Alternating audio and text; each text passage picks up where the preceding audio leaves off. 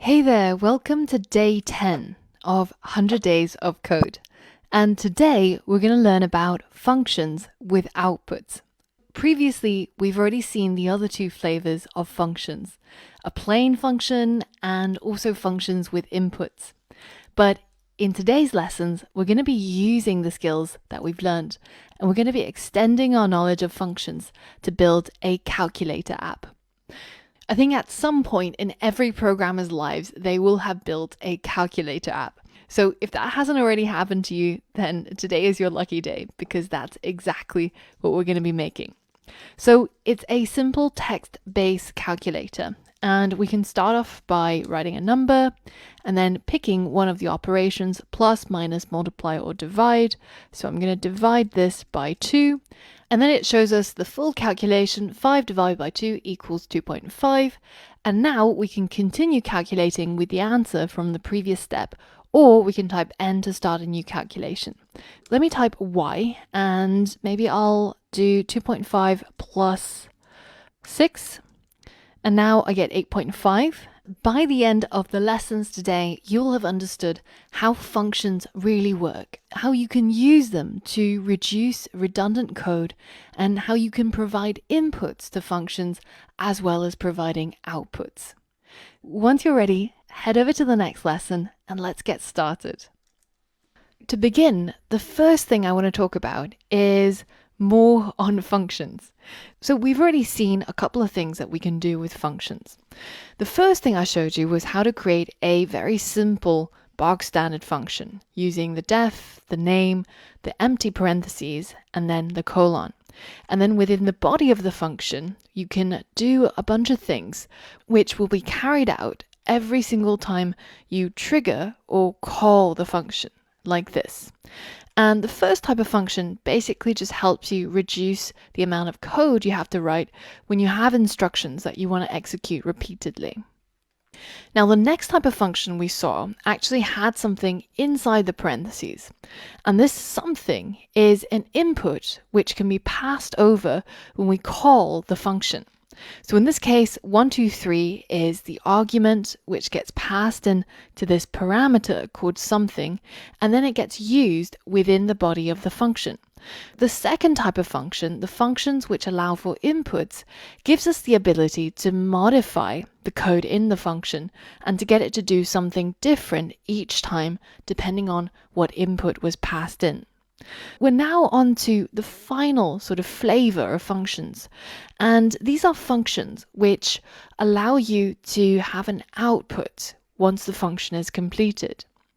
We start off with a simple function, and in this case you'll notice that even though I'm actually not giving it any inputs. The inputs and the outputs are completely separate from each other. So this is a normal function that you've seen many times now.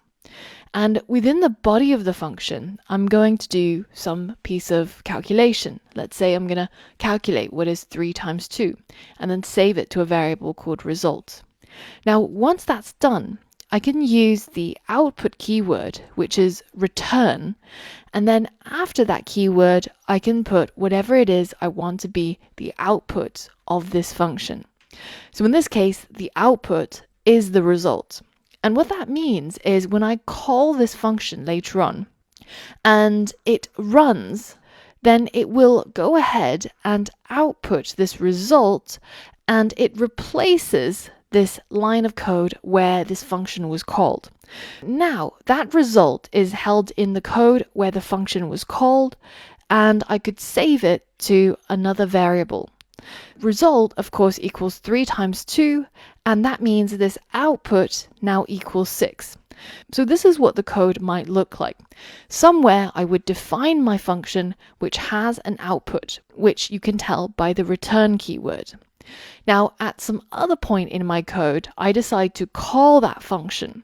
And once that function executes, that return, or whatever is outputted, replaces the function call. And at the very end, it means this variable output will store whatever the output is. So in this case, output would be equal to 6. The way that I like to think about functions with outputs is almost kind of like a machine, right? If you had a machine where in goes some empty bottles, and after some processing or some inputs, out comes a bottle filled with milk. So in this case, this function has an input, the empty glass bottle. It has an output, the glass bottle filled with milk. And in the middle, there's some processes or some code that's being executed to create this change. This ties together all the things that we've learned about functions. So now head over to the day 10 starting Replit and go ahead and fork your own copy of it. Now, once you have your own copy of it, we're going to create some functions with outputs of our own. Let's start off by creating a new function, which I'm going to call format name. And the reason is because this function is going to take a first name and a last name, and it's going to change those inputs. Even if it was lowercase or if it was all caps, it's going to change it into title case. Something like this, where the first letter is capitalized in each word. To begin, I want you to create this function and then go ahead and add two inputs to it.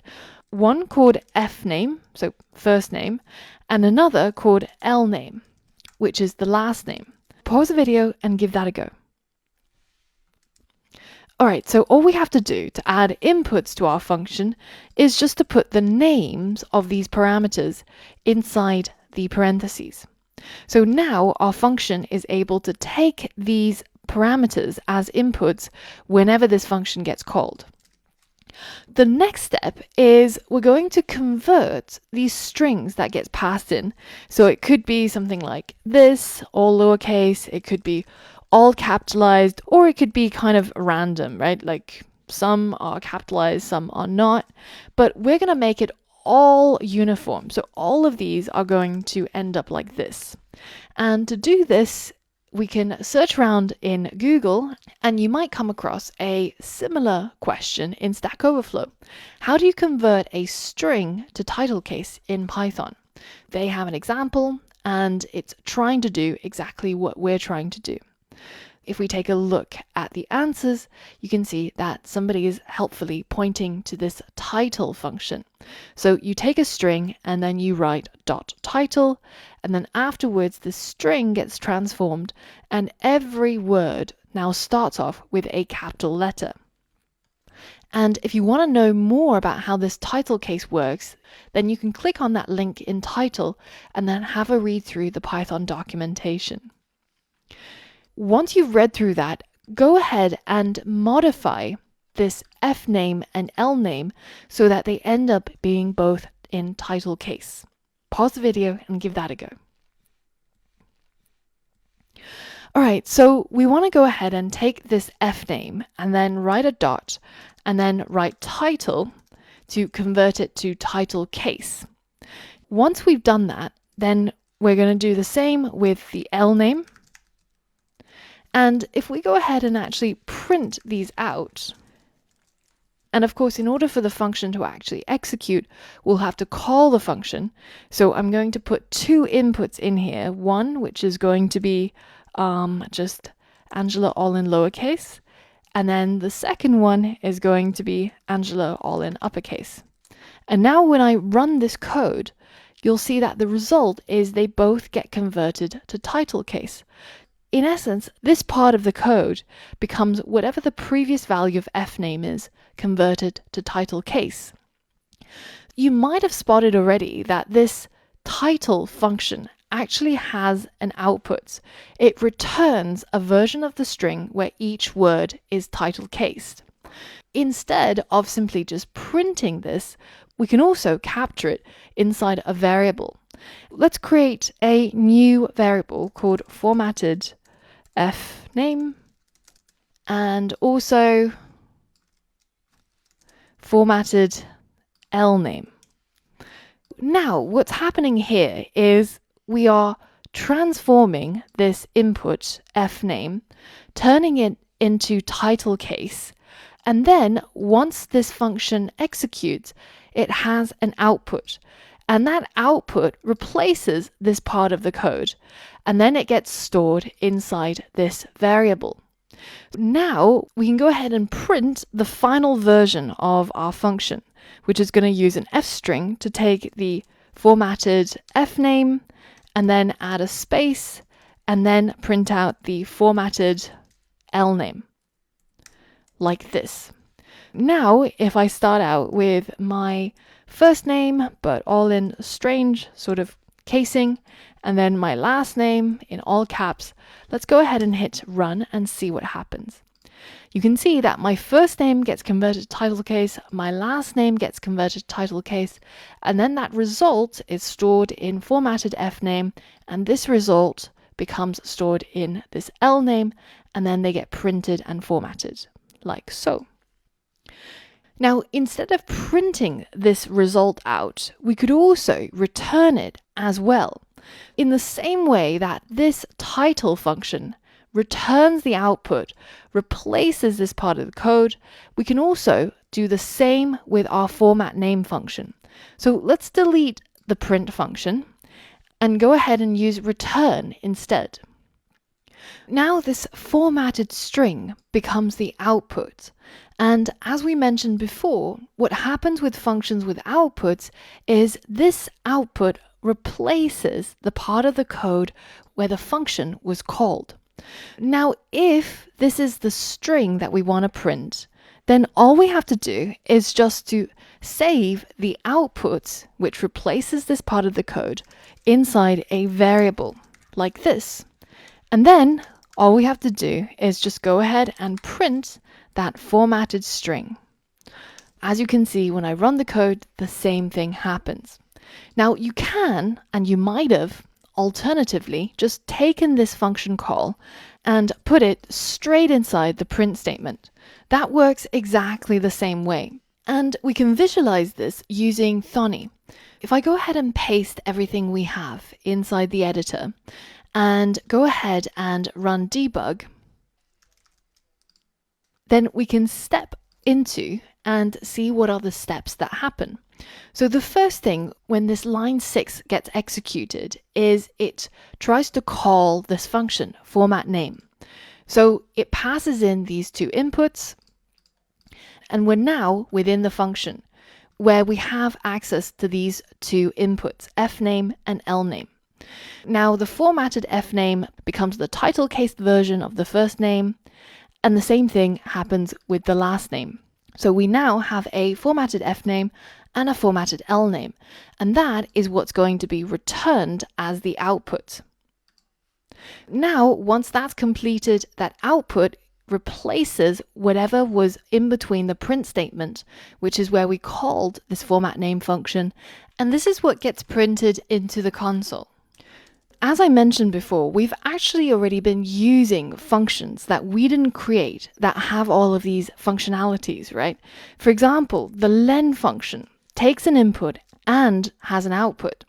The input is going to be a string, my name again. I seem to be really obsessed with my own name.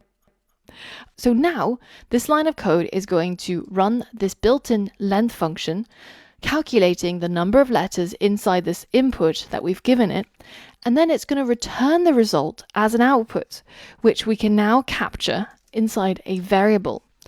This is the input, this is the function, and once this is completed, the return, or whatever it is after the return statement, is going to replace this part of the code. Then that result or output then gets stored inside this variable. So this return keyword is really the most important thing in order to create a function that has an output, because everything that comes after it is going to replace where the function was called. In the next lesson, we'll take a quick look at the return keyword in more detail. Specifically, let's see what happens when we have more than one return statement in the same function. Alright, for all of that and more, I'll see you there. In the last lesson, we looked at functions that return some sort of value. We created a function called format name that returned a string. In this lesson, let's see what happens when a function has more than one return statement. When the computer encounters a line that has the word return on it, then it knows that this line is the end of the function.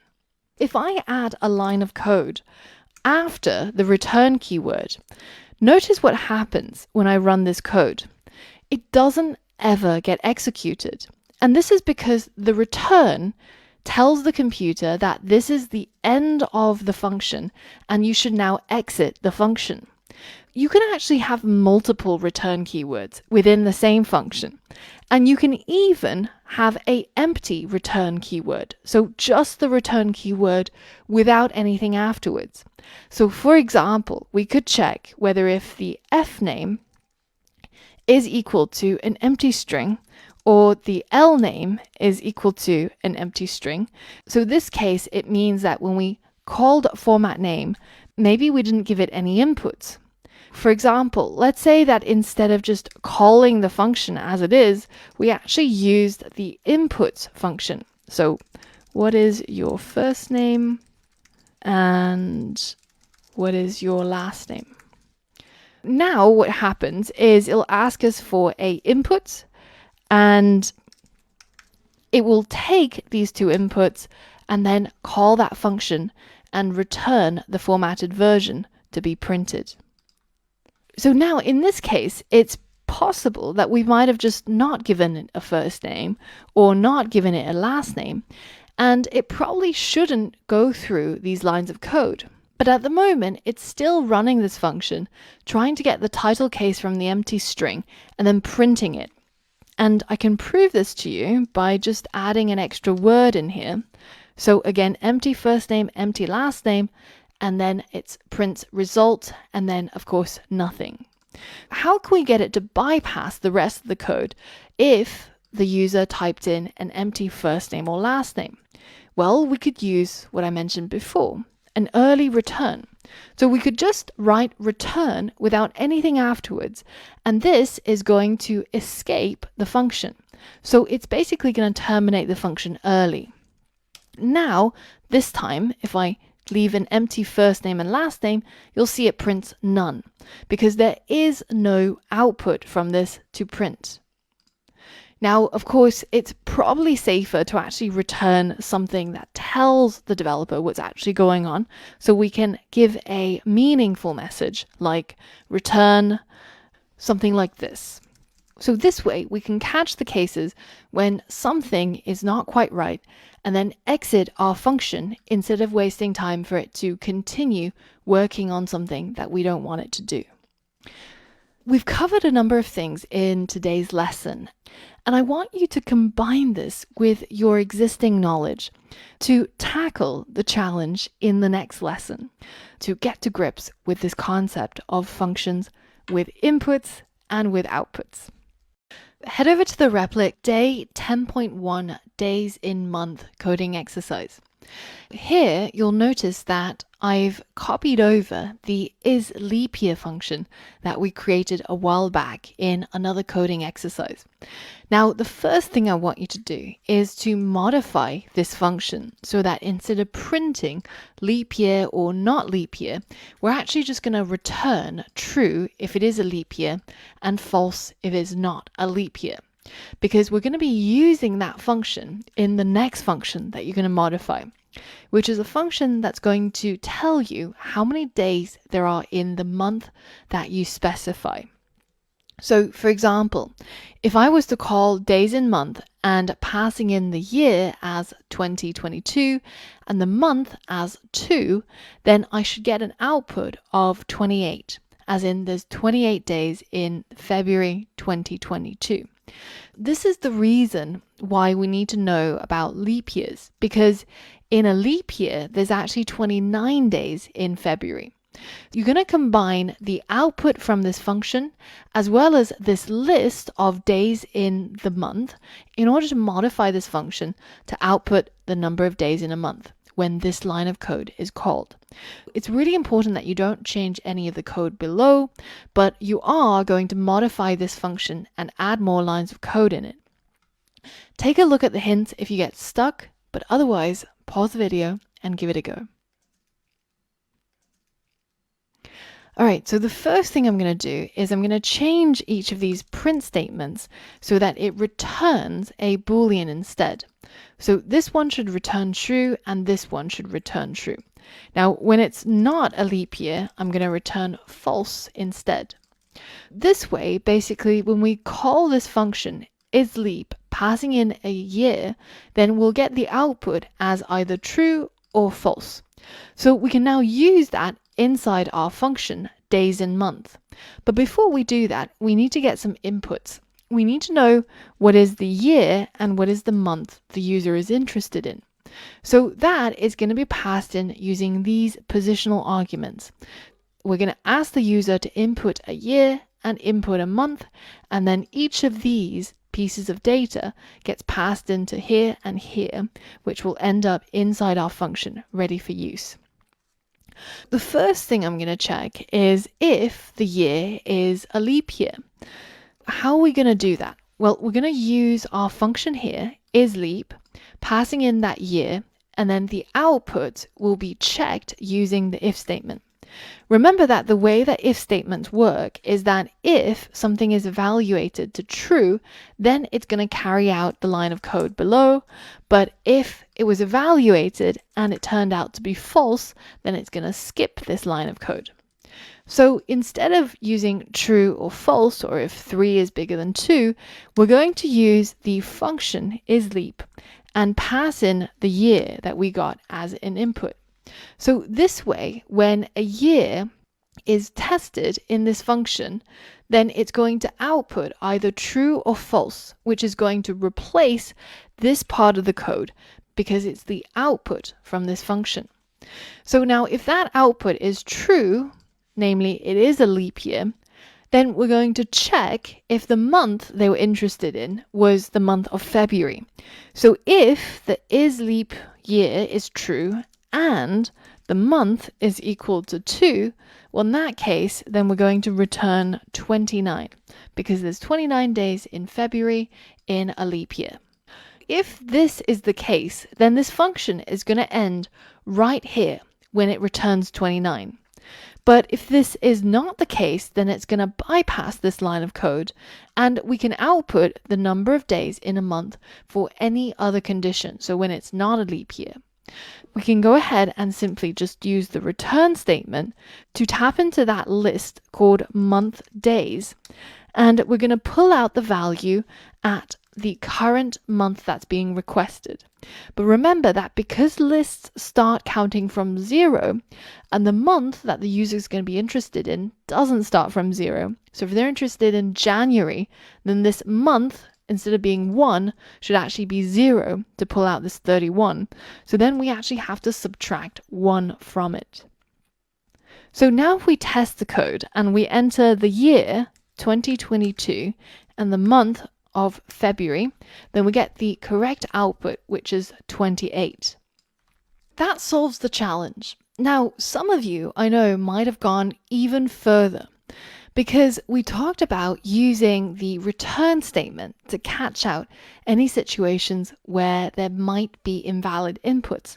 So you could, if you wanted to, also add an if statement that checks whether if the month is greater than 12 or if the month is less than 1.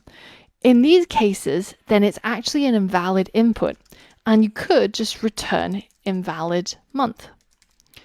And you could, of course, do the same thing for the year, and this way it ensures that our function doesn't progress unless we have clean data. But this, of course, is not necessary to complete the challenge, because we're now able to figure out the days in the month using this leap year function's output and the output from our days in month function. In the next lesson, I'm going to address something that a lot of students are thinking at this point. And the question is, why return at all? Why not just simply print the outputs instead? Because this way it seems to end up doing the same thing, right? It's still going to print this down here. And if we just added a print to this return and a print here and got rid of this one, then it would still behave exactly the same. This is exactly what I want to talk about in the next lessons. So see you there.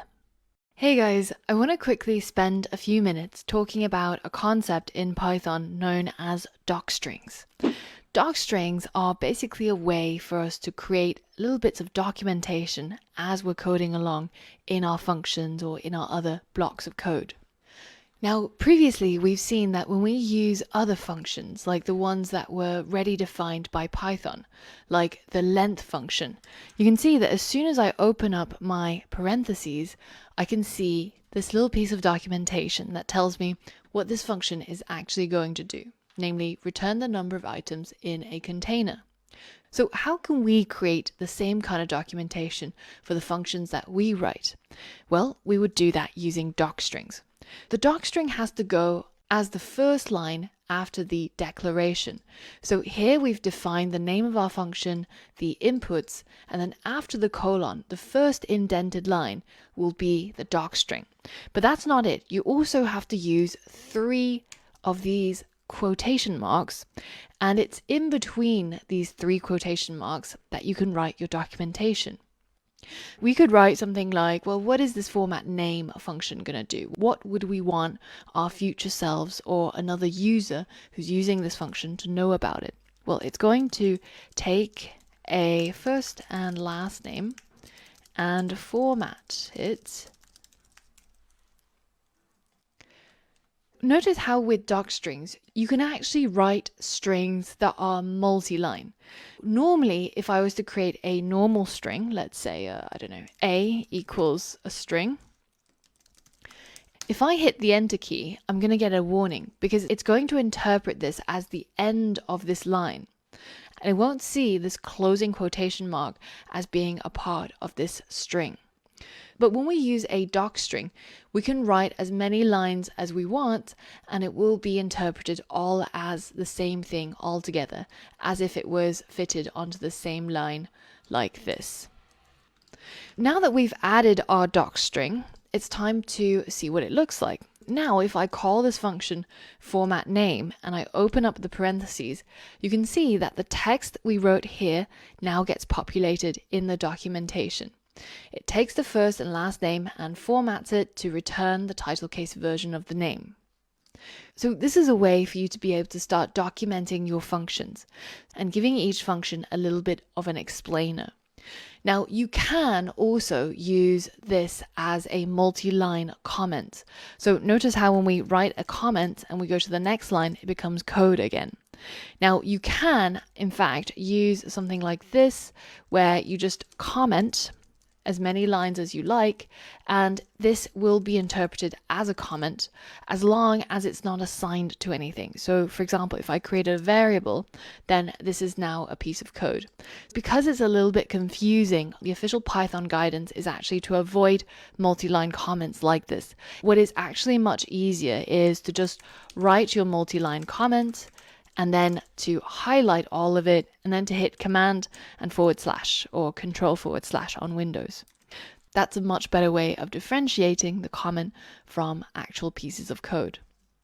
Have a go at adding docstrings to the other functions that you've created and see it show up when you call your functions. So we're now ready to tackle our final project of the day, and that's building up a calculator program. If you head over to calculator-final.apri.repl.run, you'll see how the final project works. We get to enter a number and then pick an operation and then pick the next number, and it will calculate the results. Now, at this point, we can either continue to calculate with the result from the previous step, so let's multiply it by 2. Alternatively, I can type n, and that clears the screen and lets me start out a new calculation. Like so. Now, because a lot of the concepts that are covered in this project are actually quite difficult, I want to go through this project together.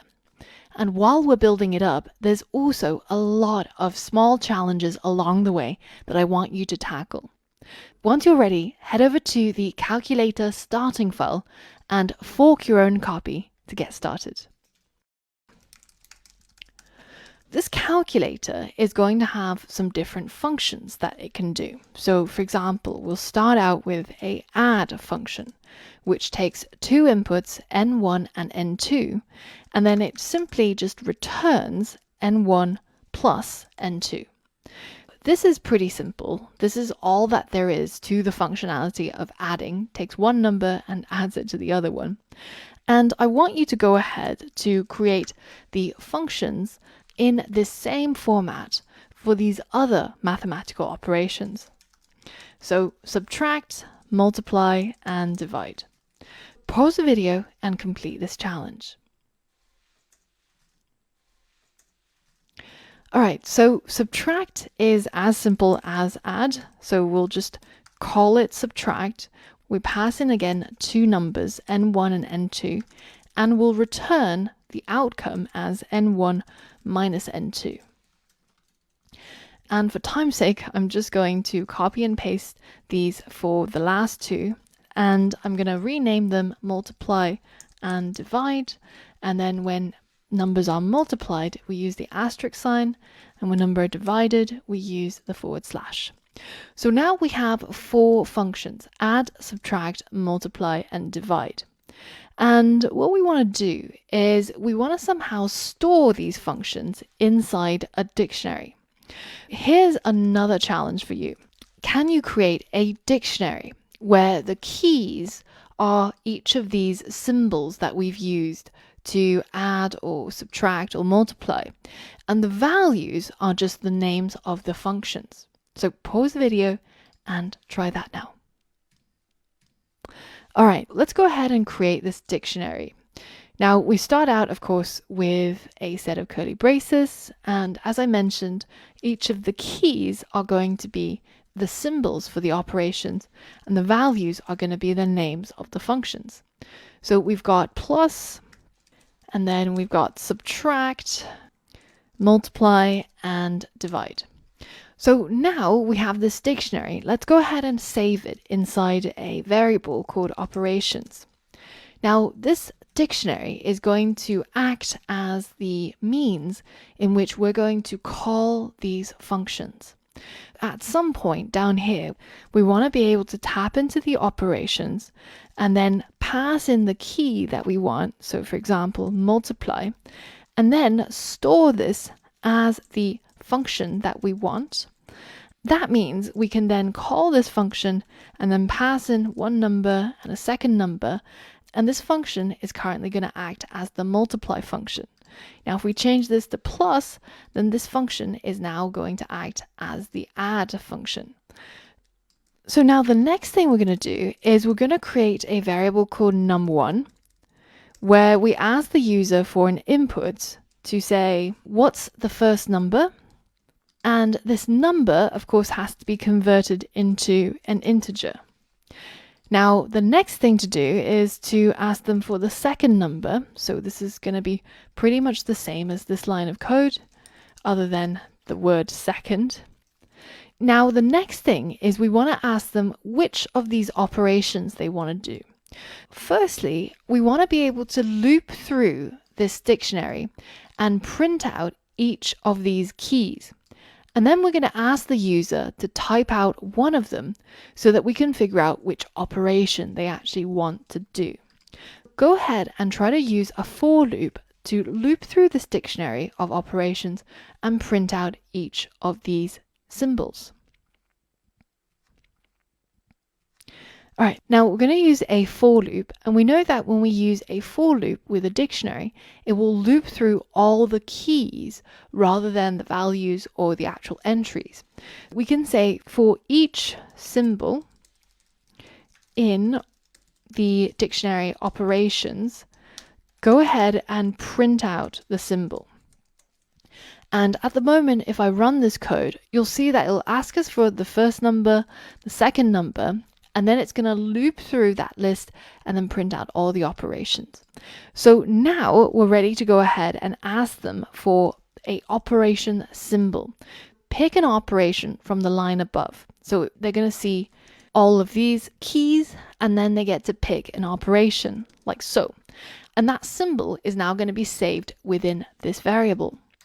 So now we can go ahead and take that operation symbol to pick out the value that's associated with it. For example, if in this case the user chose the plus symbol, then we're going to pick out the add function. And then, just as I've shown you before, we want to use that add function to add these two numbers together. But of course, if they picked a different symbol, then we want to be able to carry out the different operation. See if you can get this calculator to work so we can print out the num1 and then the operation symbol and then num2 and finally the equal sign and then the answer. See if you can make this line of code work and make sure that it works whenever you choose any of these operations, and it'll calculate it using these numbers that you input. Pause the video now. All right, so the first thing we need to do is to get hold of the calculation function.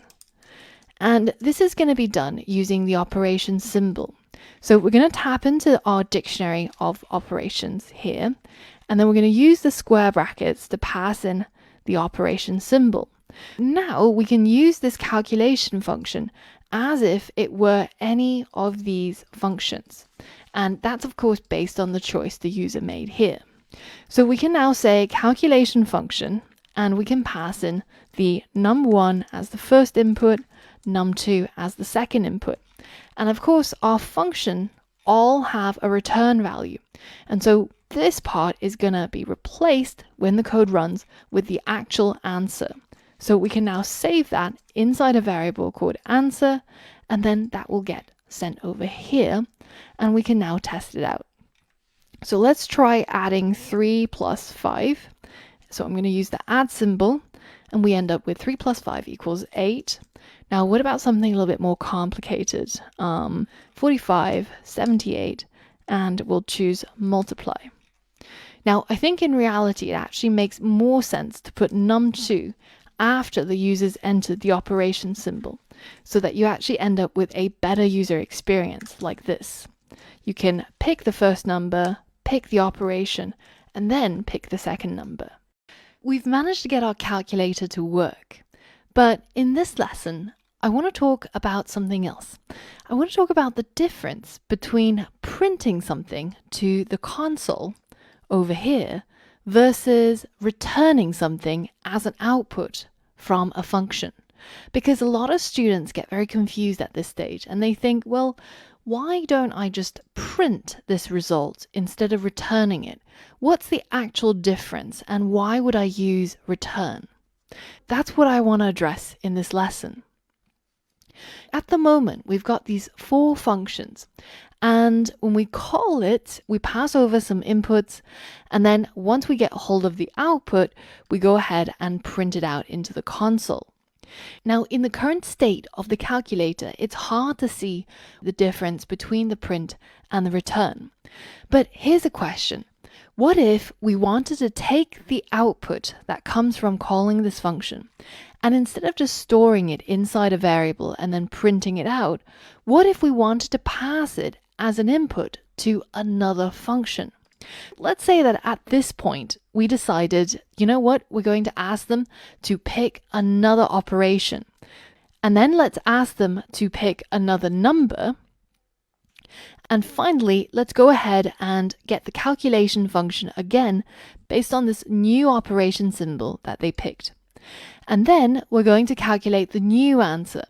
But this time, instead of passing over the calculation function, we're going to pass over the answer that we got back from this step. So num1 is now the previous answer, and the second number that's going to be the input is going to be num3. At this point, when we're calling this calculation function, we're passing over the result or output of this calculation function, and that is going in right here, and then the third number goes in as the second input. What basically has happened here is I've taken the output from this function. So in fact, I could replace this answer with this output, And I've taken that as the first input into the calculation function, and then num3 as the second input, and then I'm using all of this in order to get the answer. Let's call this first answer, and let's call this second answer, just to differentiate the two answers. And now I'm going to write a slightly different print statement.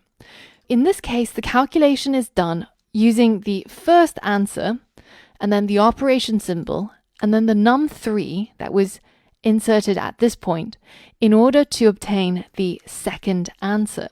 So now if we give this a run, let's do just 3 plus 2. Now this first step of the calculation, we get 5 as the result. So now if I want to pick another operation, let's say I want to multiply 5 by 3, then I'm going to take this 5, which is the previous answer, I'm going to say multiply, and then I'm going to provide the next number, which we'll call 3, and now it takes the previous answer from the last step and puts that in as the first number in the calculation, multiplies it by 3, in order to get the final answer. In this case, what I'm able to do, because I have an output from my calculation functions up here, because each of these all return their answer, I'm able to take the result from that calculation and plug it right back into another calculation function using the result of that function call as the input to another function call. And I'm only able to do this because I'm using the return statement and because I have outputs from my functions.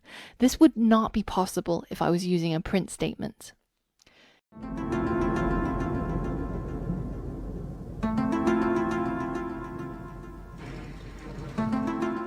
In the next lesson, we're going to reorganize our code and introduce a while loop so that we can continue making as many calculations as we want to. In the last lesson, we made it possible to reuse the result of the first calculation. The answer for the first calculation became our input for the next calculation, allowing us to chain the calculations together. However, this created quite a bit of repetition in our code, and it limits our user to just 2 calculations. Let's allow our user to chain as many calculations as they want to. And I want to throw this over to you as a challenge. So can you use a while loop and the input function to achieve this? Ask the user this question. Type Y to continue calculating with the previous result, or type N to exit. If the user types Y, then your calculator should allow them to continue chaining together calculations with the previous answer. If they type anything else, the program should exit for now. I'll give you a few seconds to pause the video before I show you the result. Alright, so the easiest way to solve this is through the use of a while loop. So let's say that after we've asked for the first number and we've shown them all the different symbols that they could possibly pick from, let's set a flag called should continue. And we'll set that to start out as true. Then we can create a while loop, and while should continue as true, then we're going to perform these things. Now, we want to change some of this text so that it's a little bit more reusable. Let's say pick an operation and what's the next number instead of the second number. So now we have a first number, we have a operation, we have a second number, and then we pick out the function from that dictionary of operations and we get our answer. So I'm going to change this back to answer. And we're passing in num1 and num2 into the calculation function. Now, once this line has been printed, everything that occurs afterwards is pretty much repetition. And instead, we're going to ask the user to type Y to continue calculating with the answer from the previous step. Let's make that an F string and let's check what this is actually equal to. So remember that the input function is also a function that has an output, which is a little bit Zen, but The output of this function is whatever the user typed in. So if they typed in y, then this part is going to become y. That's where we're going to check. So we're going to check if the result of the input from the user is equal to y, then in that case, that means we should continue and it should repeat back. But when it loops back, we want to make sure that num1 is equal to the answer from the previous step. So we can say if this is true, then num1 is going to be set to equal the answer. But on the other hand, else, if they typed anything else, so we could say maybe type y to continue calculating with answer, or type n to exit. So now if they type y, then the answer is going to be set as the num1 back at the start of this while loop, so that this num1 becomes the answer from the previous step. But if they typed n, then we want this while loop to end. So we're going to change the flag should continue to false. So now let's give that a run. Let's say the first number is 5. Then we're going to add 3 to 5, and then we're going to type y to continue. So now we get to pick another operation. So let's multiply 8 by 2, and we get the result from the next step. And we can actually keep going until we're basically done, right? So we can take the 16 and we can divide it by 4. But if we type n, on the other hand, then our program ends and we see the prompt once more. And that's the solution to the challenge. But it's a little bit sad to just exit, right? Because with a calculator, more often than not, what you want to do is to start a fresh calculation where you get to determine the first number and the second number once more. If the user didn't want to exit, but if they wanted to start a new calculation, then how can we get them to go back all the way up here so that they provide the num1 as a fresh input? This is a little bit tricky, and in programming, this concept is known as recursion. It's basically the idea that you could have a function that calls itself. So let's define a new function called calculator. And this function takes no inputs and has no outputs. But all of this code that we've got here so far is inside the calculator function.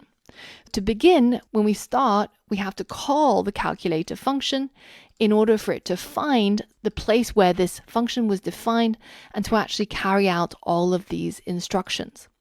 Now, the next thing we get to do is a little bit interesting, because when the user types no, and says that they don't want to continue calculating with the previous answer, but instead they want to start a new calculation, what we want to do, instead of just exiting the while loop, we want to call the calculator function. Because what this is going to do is it's basically going to take us all the way back up to the beginning where we get to enter a new input again. And remember that once you reach the end of a function, everything gets reset to the beginning. So should continue becomes true again, and this while loop will continue working. So let's try running this new version. We performed a calculation, and now we want to start a new calculation. So I'm going to type n, and now I get to again define the first number again. This recursion basically happens because we're calling this calculator function within the calculator function. Essentially, the code runs and runs and runs until it reaches here. And if these conditions are met and this calculator function is called, then it goes and finds the calculator function in order to call it once more. But now you have to be quite careful with while loops and with these recursive functions, because let's say that instead of having all of this code and some checking code to determine when I should call calculator, if I actually just called calculator within calculator, then this is going to be an infinite loop. It's just going to keep going back and forth. The calculator function calls the calculator function, which goes back up and calls, and it goes around and round and round until forever. Again, be careful and make sure that there is some sort of condition that needs to be met in order for this function to call itself. In the next lesson, we're going to add the finishing touches to our program and also fix a bug that you may have already spotted at this point. Now that we've pretty much completed all of the logic and functionality of this calculator, it's time to add in the bells and the whistles, including adding in the calculator logo and also checking for any bugs. Adding the calculator logo is pretty simple. You've done this loads of times before. All we have to do is import it from the art module, and then we're going to print it at the beginning of our calculator function. So this way, when we get to the end and the user wants to start a fresh calculation, we'll also show them a logo again. Now, the next thing to notice, this is a bit of a bug that you might have seen or not, but what happens if we try to enter a number with a decimal point? Let's say we want to calculate 4.5 multiplied by 2. Our program has already crashed as soon as I've entered 4.5 and hit enter. As a challenge, can you diagnose what went wrong and fix this bug? I'll give you a few seconds to pause the video before I give you the solution. Alright, here's the solution. The bug goes back to our lesson on data types. Notice how it's giving us an error and it's pointing to this line number 26. Line number 26 takes this input, which is a string, and converts it into an integer. But of course, a number with a decimal place shouldn't be converted into an integer. We should actually hold it as a floating point number instead. This way, we're able to perform more accurate calculations. So instead of just 4 times 5, we can do 4.5 times 5.5, for example. So instead of using int here, I'm going to change that to float, and I'm going to do the same here for num2. Now, when we hit run, I can actually perform calculations using numbers with decimal places, but I can also use numbers which are whole. So let's multiply 2.5 by 2. The answer is 5, and you can see that all the numbers are being reported to a greater level of accuracy, meaning they have numbers after the decimal point. And this is all because we converted that int to a float. Now, there's a lot more features that you could add to your calculator. You could add a square root capability, you could add exponent capability, but the important thing here was really for you to see how functions that provide outputs are really useful when you come to a more complex program, where you can take the output from one function call and pass it into the next function call as an input. So this output can be reused in different parts of the code. And this not only allows us to reduce repetition and also make our code more reusable and more modular, but also it gives us the flexibility of performing more actions after a function has completed. Now, we're going to be using a lot of the concepts that we've learned here today in tomorrow's capstone project. A lot of things I've explained, including things like the recursion, where we're calling a function within its own definition, or things like setting a flag using a while loop to continue some piece of code execution, is all going to come in really, really handy tomorrow. So make sure that if there's anything that you don't understand here, that you review it and you're comfortable with what the code is doing before you proceed. That's all for today, and I'll see you tomorrow. Hey, well done. You've completed day 10. That's a lot of progress. Now, tomorrow is a big day because there's the capstone project coming up, your very first one. And before that, you really need to get a good night's sleep so that your brain is refreshed and you're ready to go.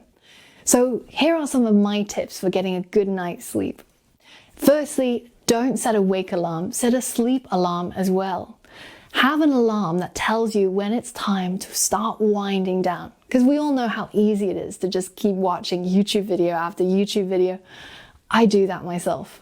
Now, Another really good idea is to avoid looking at a lot of screens about an hour or 2 hours before you go to sleep. The amount of blue light from the screens, even if you have night shift on, can make it really hard for your brain to start winding down and want to go to sleep. So one of the things I do is I actually have this, I don't even know what this is normally used for, but it provides a filter that gets rid of all blue light, and I sort of just walk around like this at night. So you can try this, or you can basically just read a book instead of looking silly like I am. And the important thing, but make sure that you get enough sleep and you get good quality sleep and that you're prepared and ready to tackle the next day. So have a good night's sleep, good night from me, and I'll see you tomorrow.